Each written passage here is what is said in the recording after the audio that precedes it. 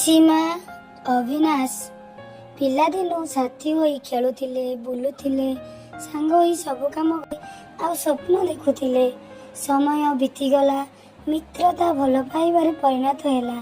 କିନ୍ତୁ ଜୀବନ ସବୁବେଳେ ସହଜ ହୁଏନା। ସୀମାର ପରିବାର ତାଙ୍କ ପାଇଁ ଅନ୍ୟ ଜଣକୁ ପସନ୍ଦ କଲେ। ଅବିନାଶ ସେ ଖବର ଶୁଣି ଭିତରେ ଭାଙ୍ଗି ପଡ଼ିଲେ, କିଛି କହିପାରିଲେ ନାହିଁ। ସୀମା ମଧ୍ୟ ଅବିନାଶକୁ ଭୁଲି ପାରିଲା ନାହିଁ, କିନ୍ତୁ କର୍ତ୍ତବ୍ୟ ଓ ସମ୍ମାନ ତାଙ୍କୁ ଦୂରେ ଟାଣିନେଲା। ବର୍ଷ ଗୁଡ଼ିକ ପରେ ସେମାନେ ଏକ ମେଳାରେ ହଠାତ୍ ସାକ୍ଷାତ ହେଲେ।